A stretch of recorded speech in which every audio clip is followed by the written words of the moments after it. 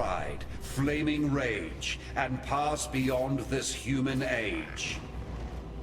Sun and Moon return to their rightful places, leaving our path now clear.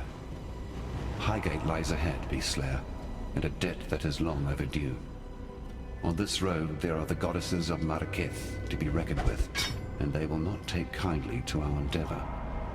Regardless, I must enter the corpse of my beloved beast and wrest our sliver of hope from the life you so blindly took. There is no prophecy nor portent, no epic nor allegory that can promise your survival in this great journey of ours. For despite your trappings, you remain most certainly, irrevocably, mortal.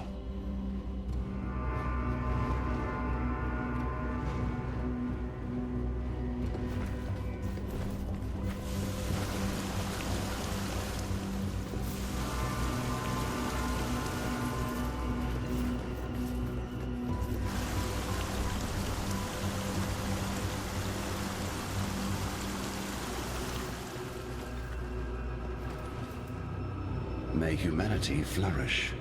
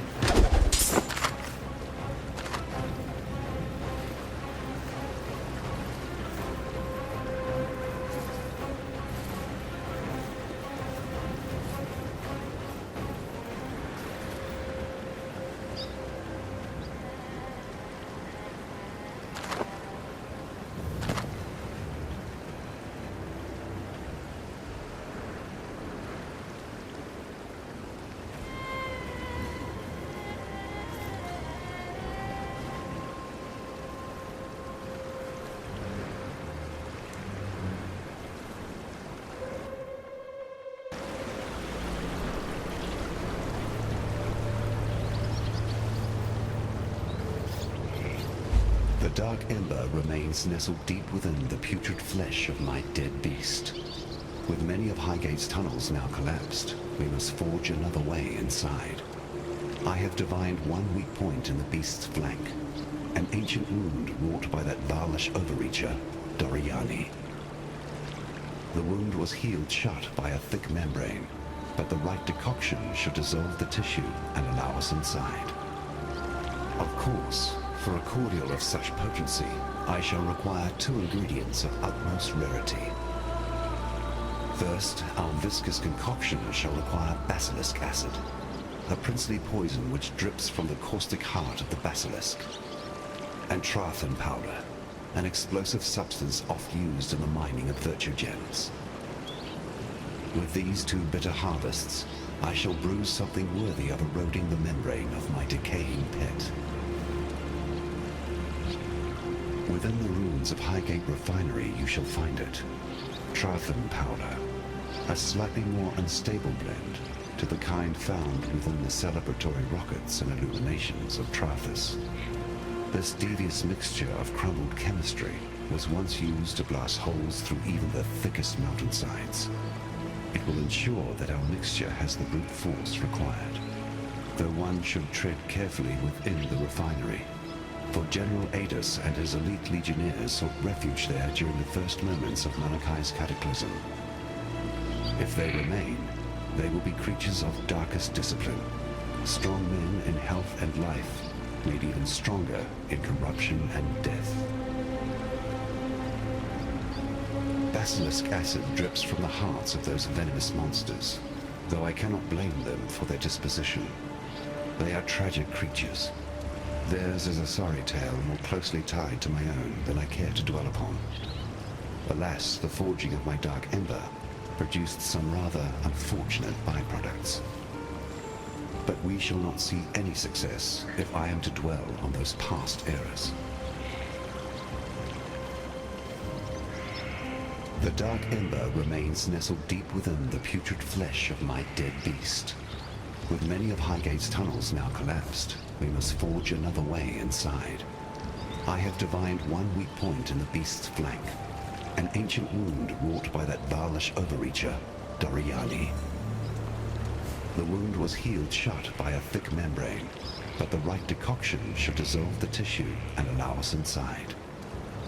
Of course, for a cordial of such potency, I shall require 2 ingredients of utmost rarity. First, our viscous concoction shall require basilisk acid, a princely poison which drips from the caustic heart of the basilisk, and Trathan powder, an explosive substance oft used in the mining of virtue gems. With these 2 bitter harvests, I shall brew something worthy of eroding the membrane of my decaying pet. I am Jun Ortoy, of the sun-scorched plains of Vestiri. I am investigating the disappearance of several prominent exiles. I have surreptitiously been observing your movements for some time. The way you slew the monster beneath this mountain tells me you are suitable for the task I must ask of you. Rayclast is lawless, but it is not without justice, and some here are more deserving of death than others. The missing were good people, capable fighters doing what they could to bring light to a situation mired in darkness. I believe they were taken by a group calling themselves the Immortal Syndicate, and I fear they will not be the last. Scattered across the plains and mountains are small fortifications I believe to be Immortal Syndicate outposts. They have posted guards along their perimeters, so we must be cautious. Seek one out. I will meet you there, and together we will infiltrate it. I'd not believe you if I had not witnessed the boats lurching onto the shores of Rayclast myself. So, the gods have returned, and Oriath has fallen. This complicates things, to say the least. Exile, I believe the Syndicate has been planning to form a new government. The Templar were cruel, but at least they were mortal. If the Syndicate's power continues to grow, they will be able to rule Rayclast and beyond, without fear of reprisal, and we mere mortals will have no choice but to serve, or fuel, their cycle of death and rebirth.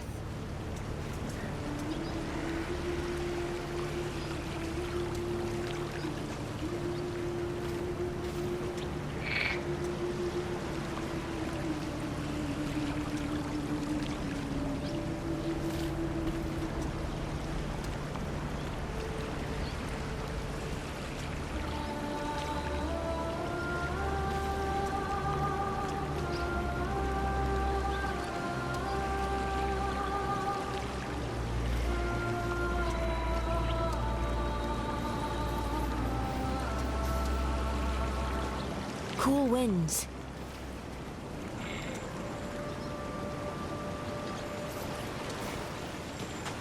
You can gripe all you want, lover. We can't stay here. Not with all this blood. Where do you expect us to go, Vanya? We have our whole lives here in Highgate. I don't know. West, perhaps? The Ezemite lands. I don't care. Just somewhere that has unpoisoned water. Oh, Beast Slayer. Good to see you again. Even if you have happened upon us in a rather unruly time. Shush now, sweetie. There's no need to bother them with our woes. Oh, they don't know.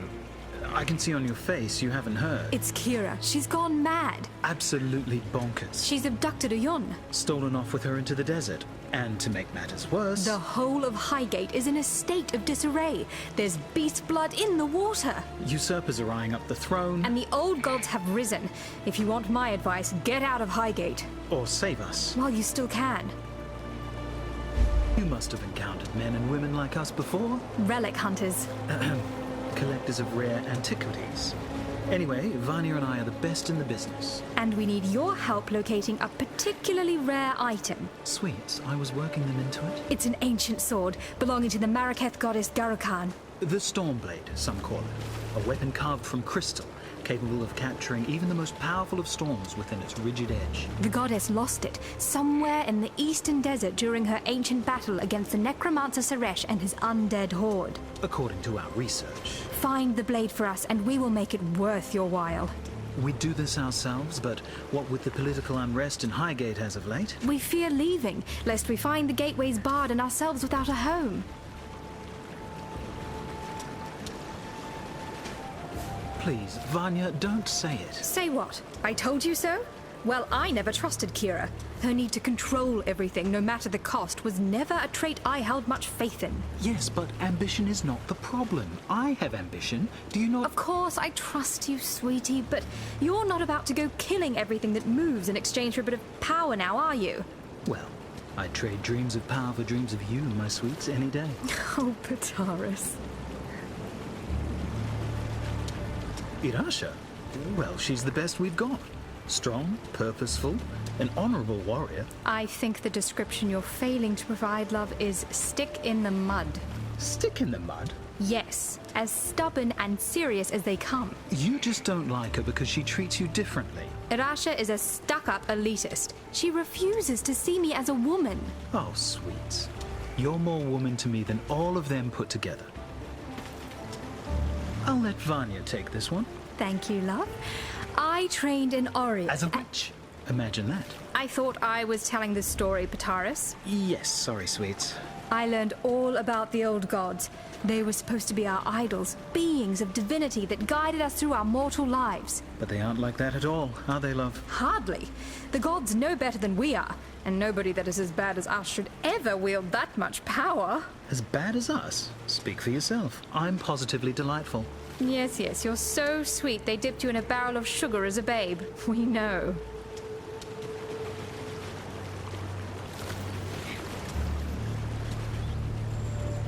Yes?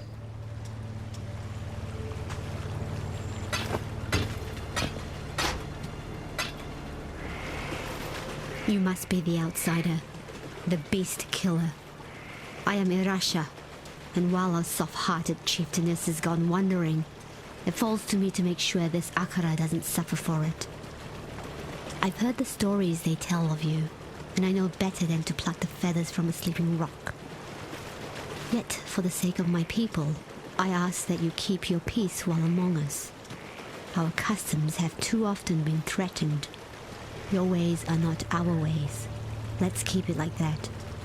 Oyun is gone for but a few days, and already Tasuni sniffs at the throne like it's a bitch in heat. Ruled by a man. You need only walk amongst the ruins of Sun to understand that folly. Well, his desires are but wants and lusts while Oyun still lives. One of my scouts saw Kira and her Dekara near the foothills. They had Oyun bound to the back of a roa like a hunter's prize, and the Sekema feather, a symbol of leadership worn by her captor. Whether Kira works alone or in pack with her brother Tasuni, I know not. Yet I fear she means to sacrifice our Sekema to the vulture of the wastes. Garukan, Please, this Akara has helped you in the past. Return our kindness. Free Oyun and return her safely to us. And if this quest is lost, remove the traitorous bitch Kira from this world and retrieve our feather. As long as we have that, the throne of Marraketh will remain safe. No matter where you come from or who you might be, we were all birthed by a mother. Our mothers protected us and gave us nourishment. It is our duty in life to honor that great task.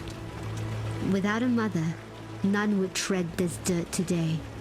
The most important commandment in our people's tradition is this: honor the mother, honor the life. Arrogant men always seek to control that which they should not, as if that dangling piece of meat between their legs is somehow meant to lead them to power and glory.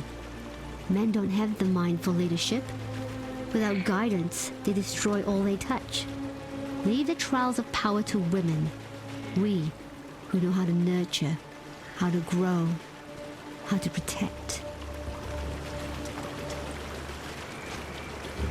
Two of the very few outsiders I've met with like assault. I'm not saying I think they should have as much sway in the Akara as they do, but the fact is, the people like them. Oyun like them. And despite their clumsy attempts to adopt some of our traditions, I like them as well.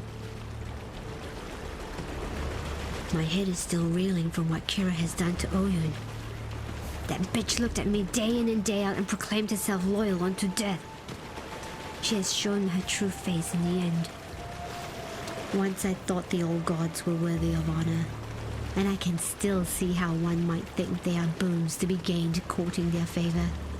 But if such favor comes at the price of Marraketh lives, then I spit on the old gods, and Kira as well.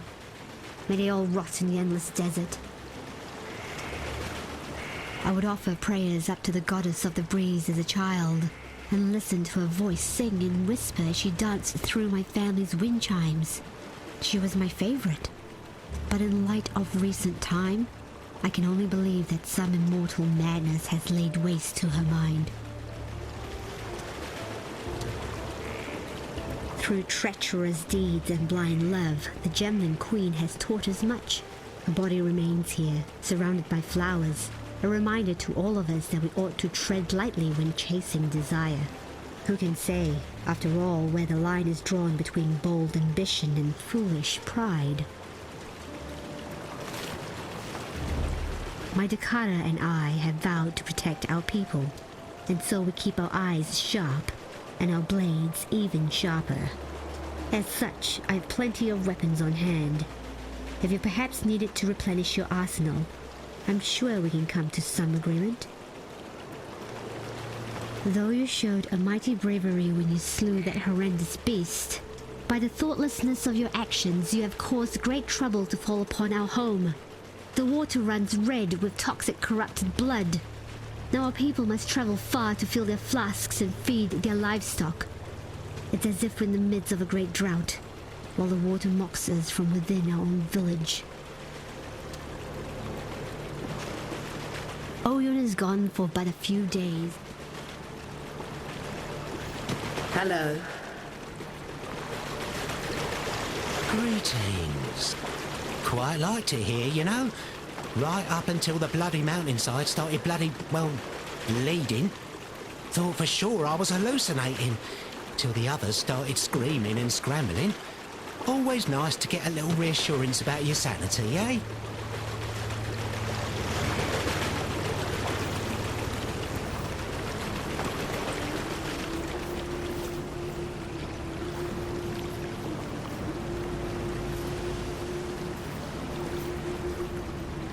The nightmares are but whispers now, yet like prophets, cowering within crevice and crack. They speak of old gods returned, and the reprisal of an exile to our beleaguered land. My sister Kira has grown obsessed with the vulture of the wastes, our goddess Garukan.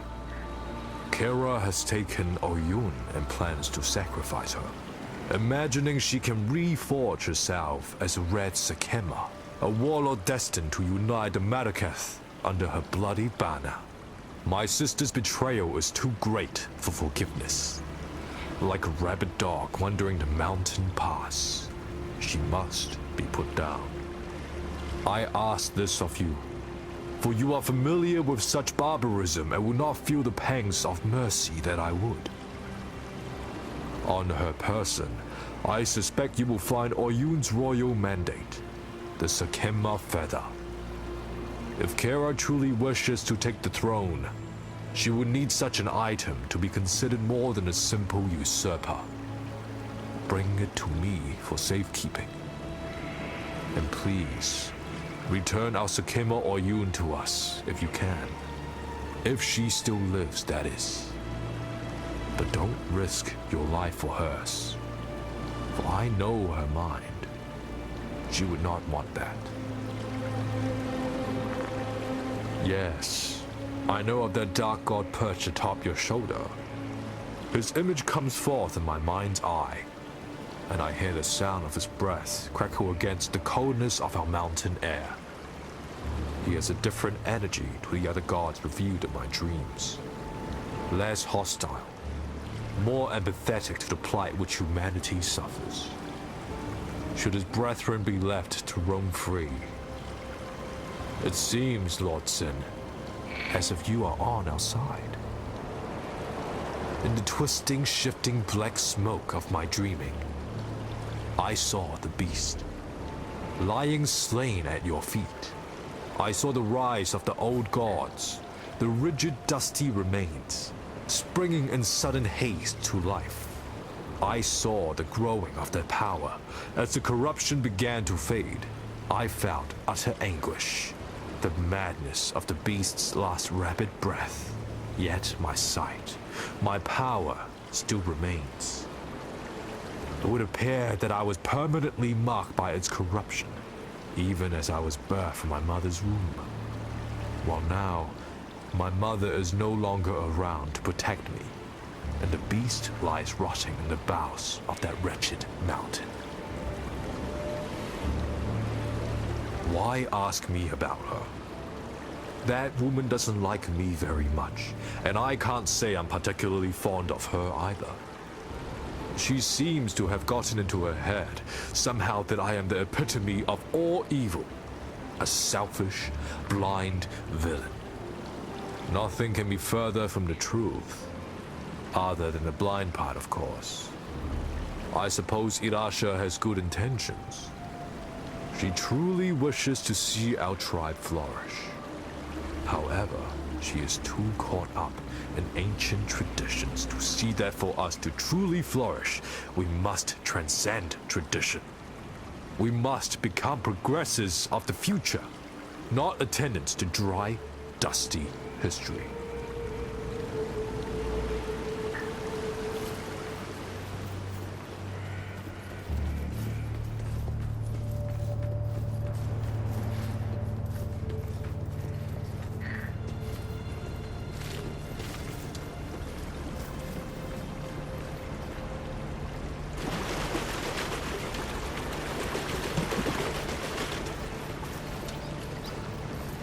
Greetings. A traveler on the winds, Garakan pridefully plundered the sky for its secrets. To her mind, wisdom could be found in the eye of a hurricane. Please understand that Garakan is not an evil being. She was once my friend and companion. Her beauty astonished me as her aspirations inspired me. Yet I must forgo my sentiments for the sake of humankind. Like winds erode the sandstone, Garakan has been warped by the same powers she enslaved. This is not my goddess that you shall slay. And if I continue to say it, I might very well come to believe it. I weep for my poor Garakan. Together we experienced the loftiest moments that this world could offer. Alas, it was my heavy heart that she could no longer bear. I knew her pride would one day be the storm that would ravage my precious humanity. In truth, it was for Garakan that I sowed the dark ember within the depths of Highgate. When love cannot be slain, it must be laid down to sleep.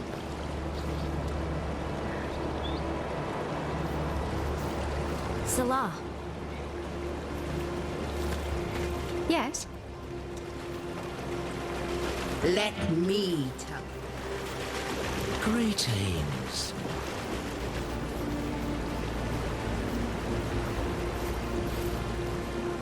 Look me in the eye.